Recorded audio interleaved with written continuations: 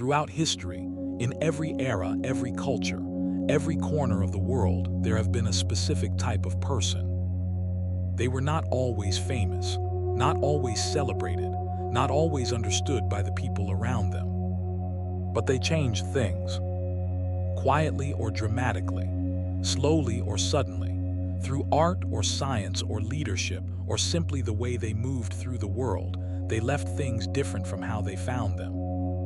And when historians, biographers, and researchers look back at these people across centuries, what they find is not what anyone expected. These people, separated by thousands of years, vastly different circumstances, completely different cultures, had the same traits, the same patterns, the same internal experiences, the same periods of darkness before the light, the same feelings of being different, of being called, of being tested beyond what seemed fair. And here is why I am telling you this today. Because when I describe these 7 traits, the ones that the chosen ones throughout history shared, you are going to recognize yourself in them. Not because I am flattering you, because the pattern continues, and you are part of it. For each trait, I will show you how it appeared in the chosen ones throughout history, and then I will show you where it is in you right now. Because the lineage is not something you join. It is something you already belong to. You have always belonged to it. These traits are simply the confirmation. Trait 1, they were misunderstood before they were celebrated. The first trait that appears in virtually every chosen one who changed the world. They were not understood before they were celebrated. Almost without exception. The ones who brought something genuinely new into the world, a new way of seeing, a new way of creating, a new way of leading, were not welcomed first. They were questioned, dismissed, sometimes actively opposed. The people who would later claim to have always believed in them were often the loudest voices of doubt. And the chosen one, in the middle of the opposition, had only one thing to sustain them: the internal knowing that what they were building was real, that the vision was true, that the opposition was not evidence against them, it was evidence of how different what they were bringing actually was. Because the truly new is always met with resistance first. The resistance is the proof of the newness. Now think about your own life. The people who have not understood your path, the choices that have seemed inexplicable to the people around you, the vision you have been holding that has not yet been confirmed by the people closest to you. That is not evidence against you. That is the first trait. You are in good company. The chosen ones who changed history were never celebrated before they were misunderstood. The misunderstanding came first, always. The celebration came after, sometimes long after. But the work was done in the misunderstanding, not despite it, because of it. I am misunderstood before I am celebrated. This is the pattern. I am in good company. I keep going. Trait 2, they felt called before they had evidence. The second trait is the one that most confounded the people around the chosen ones throughout history. They moved toward something they could not yet see.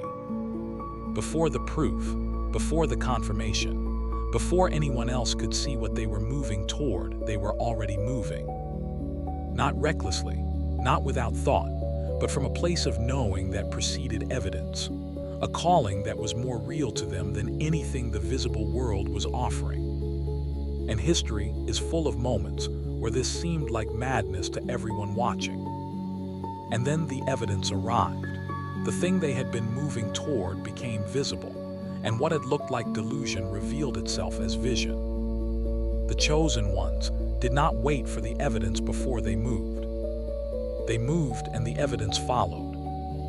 You have been feeling a call, something you cannot fully explain, something that has been pulling you toward a direction that your rational mind cannot completely justify. That is not irrationality. That is the second trait. The chosen ones moved before the evidence. The evidence followed. It always does. The chosen one who waits for evidence before moving is not being cautious. They are being held hostage by a timeline that the universe does not operate on. The call comes before the evidence. The movement comes before the proof. The proof comes after. It has always worked in that order. It always will. I move toward the call before the evidence arrives. The evidence always follows the movement. Trait 3. They were tested at the exact moment they were closest. Across history, across every culture, every era, every domain, there is a pattern in the chosen one's stories that historians find almost uncanny. The hardest test always came right before the greatest breakthrough. Not earlier in the journey, not at the beginning when the chosen one was still finding their footing. Right before, when everything they had been building was at its most complete, when the delivery was closest, when the breakthrough was, though they could not see it, almost at the door. That is when the final test arrived. And the chosen ones who passed it, who kept going through the hardest test at the worst moment, were the ones who received what they had been building toward. The ones who stopped at the final test, who interpreted maximum resistance as maximum distance, were the ones history quietly forgets.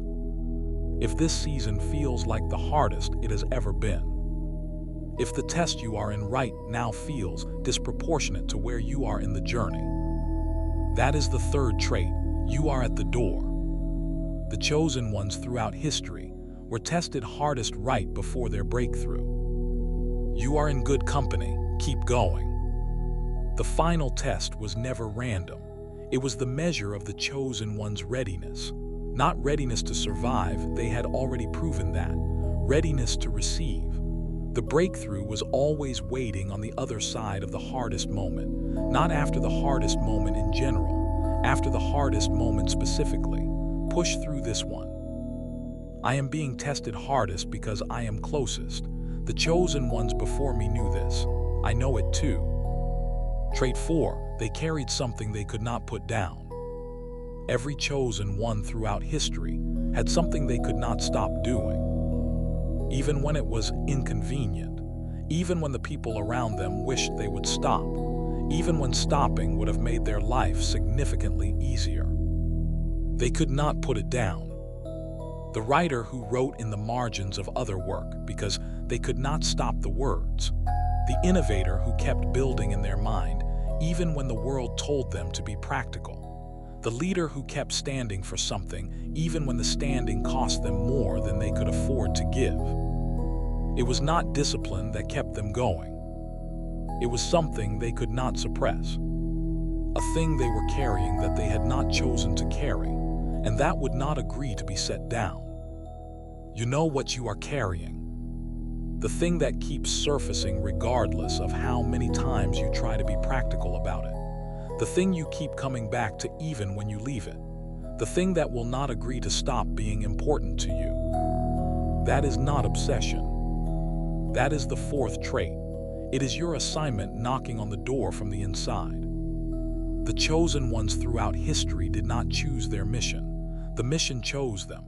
And the thing that most distinguished those who completed it from those who did not was not talent or circumstance or timing. It was the refusal to put down what had been given to carry. They carried it, all the way. You are carrying something real. Carry it all the way. I cannot put this down because I was not meant to. This is my assignment. I carry it all the way. Trait 5, they changed because they had to, not because they wanted to. One of the most consistent patterns in the lives of the chosen ones throughout history is this. They did not change voluntarily. The changes that made them capable of their mission, the stripping away, the rebuilding, the expansion of identity and capacity, were almost universally initiated by circumstances beyond their control. They were forced to grow, forced to change, forced to become people they would not have voluntarily chosen to become because the chosen path required it. And almost universally, looking back from the other side of the forced transformation, they would not undo a single moment of it. Because who they became through the necessity was someone the world was waiting for. And who they were before the necessity, however comfortable, however familiar, could not have done what came after. Think about the changes you have been forced through in this season. The ones you did not choose, the ones that felt unfair, the ones that asked more than you volunteered to give. That is the fifth trait. The mission required a version of you that you could not build voluntarily. So the circumstances built it for you. And who you are becoming through that building is someone the world needs. The chosen ones throughout history were not made by the easy seasons. They were made by the forced ones. Every transformation they did not choose became the exact capacity they needed for the breakthrough they could not yet see. The forcing was the preparation, and the preparation was always more precise than anything they could have designed for themselves. I did not choose all of this change, but it chose me, and who I am becoming through it is who the mission needs me to be. Trait 6. They outlasted everyone who doubted them. Here is a pattern that appears in the story of virtually every chosen one who left a mark on history. They outlasted the doubt. Not by arguing with it, not by convincing the doubters, not by waiting until the doubters came around. By simply continuing to exist and work and build, long after the people who said it could not be done had stopped paying attention. History is full of chosen ones whose names are remembered specifically because they outlasted people who were certain they would fail, who kept building when the audience had gone home, who kept writing when the publishers said no, who kept moving when everyone around them had stopped believing. And then one day, the thing they had kept building was visible enough that the world could no longer look away. They did not win by being the best at the beginning. They won by being the last one standing. The people who have doubted you, who have said it will not work, who have looked at your path with skepticism, who have quietly been waiting for you to admit they were right. Outlast them. Not aggressively, not with anything to prove, just by continuing.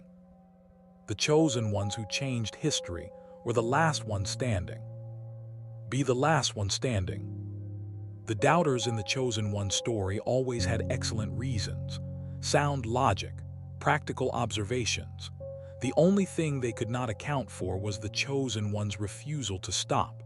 That refusal, more than talent, more than timing, more than circumstance, is what separates the ones history remembers from the ones it does not. Refuse to stop. Outlast everything.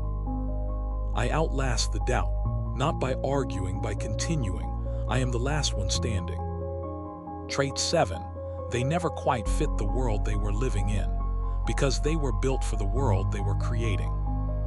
And the 7th trait, the one that puts everything else in context.